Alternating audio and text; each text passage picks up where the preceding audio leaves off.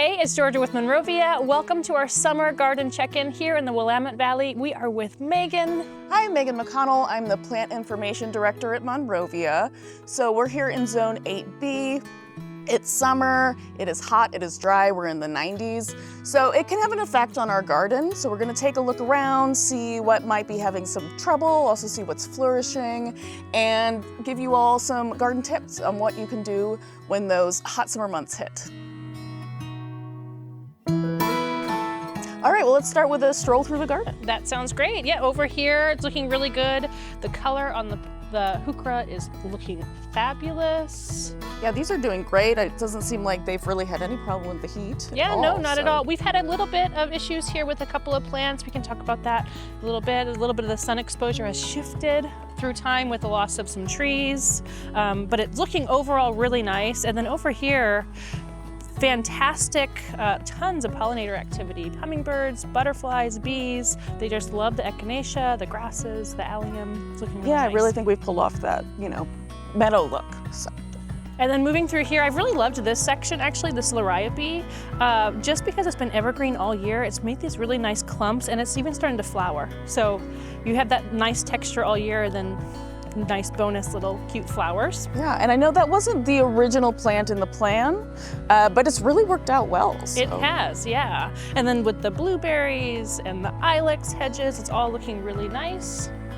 And those are just perfect little spheres, love them. And then the Hinkley ferns. These are really cool, they're terrace. If I get questions about anything in the landscape, it's about these. They're really, they grow really nicely in this spot also. Awesome. Yeah, they're big, they're lush. Fill in this whole spot with the one type of plant and it looks gorgeous. Love that. Yeah.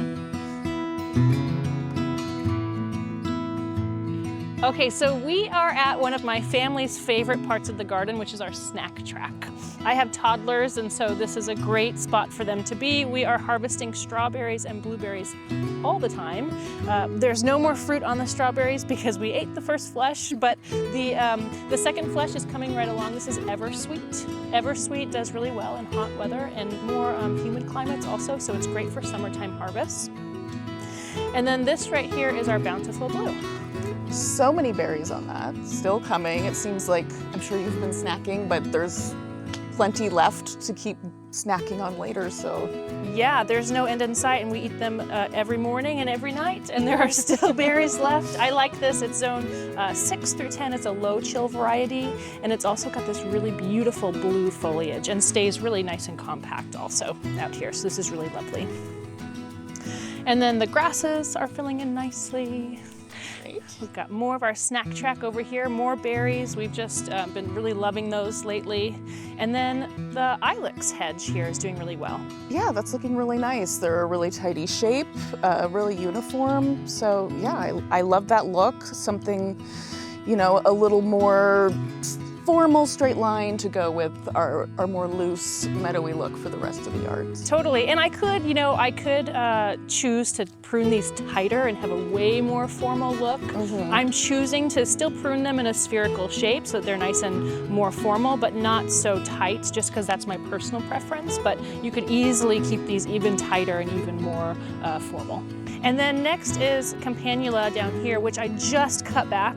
They were absolutely beautiful this spring. They were cascading over the edge. They were covered in flowers for quite a while. I've cut them all back and they're starting to flush out again, new foliage. Last year we had blooms all the way through November, and so I'm really hoping that they'll do another flush and another set of blooms for us. Yeah, I think those are gonna fill out again nicely. There might be, sometimes there's little transitions in the garden. Yeah.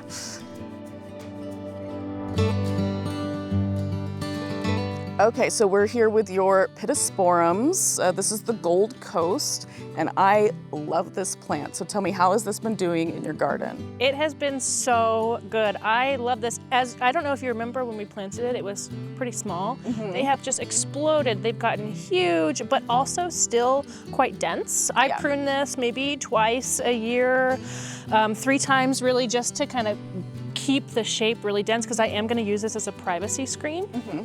And it's doing really amazing. I love the foliage, I love the stems, I love that it's evergreen all year long. It's drought tolerant, just a really, really cool, something different for a privacy hedge here. Yeah, for sure. And I really love that, you know, this is gonna give you that privacy, but this just beautiful airy look with the dark stems, the little foliage, it's gorgeous. Yeah. I love it. Yeah, and I do love, you know, there's something to be said about a lovely arborvitae, thuya, privacy hedge, something like conifer-like and dense. And then there's something that I really love about having this, which is just a little bit different, but gives you that same effect. Yeah.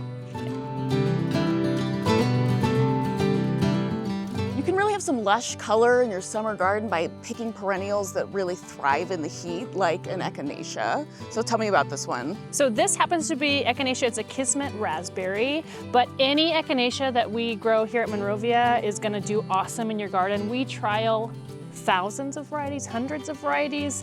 Every new variety that comes out of the market and the old ones we are looking at every year, and we're choosing varieties that are gonna stay more compact, that have a ton of blooms, that won't need to be staked in the garden. So you can see this one is covered, but it's not flopping over or splitting, and it's really quite healthy. So any echinacea will do. It's by far one of our most popular categories, and the pollinators just love these plants. Absolutely. And I just want to talk really quick about this color combination of just different shades of pink. I know people can get a little overwhelmed with color choices, but just this, you know, a nice bright pink, this really soft one. Some pinks come out in the plumes of this grass. So there's just a really simple thing you can do to have a cohesive look in your garden. Definitely, yeah. I commend Lisa Nunamaker for this, our landscape designer that we work with for our design guides, because I was very overwhelmed by color choice, and her ability to put those things together was really, really fantastic. Yeah.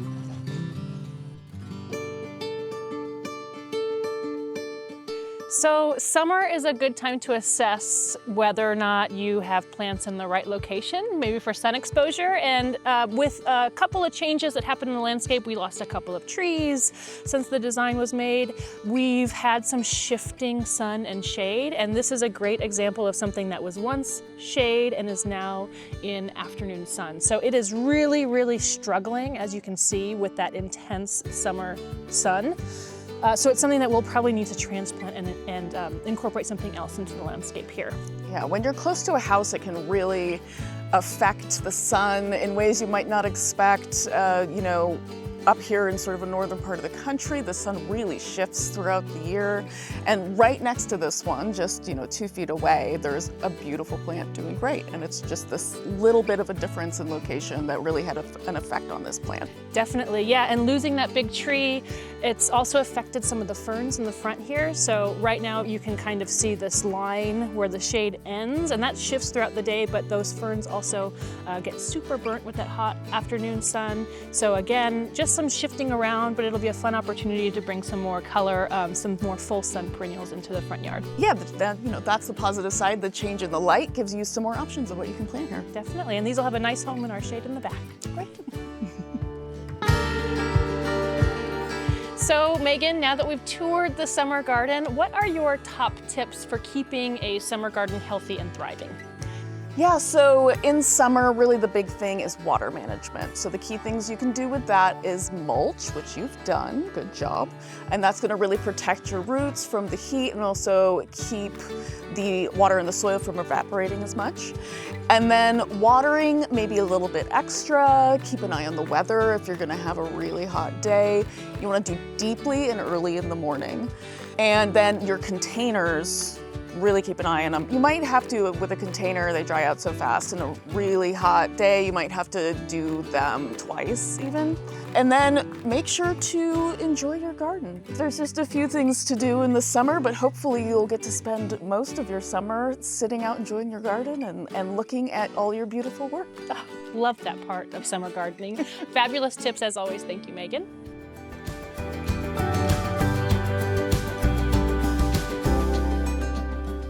Thank you so much for joining us on our summer garden tour. We do hope you are enjoying this beautiful time of the year. If you found these tips helpful, make sure to like and subscribe or comment with your own gardening challenges down below. And until next time, happy gardening.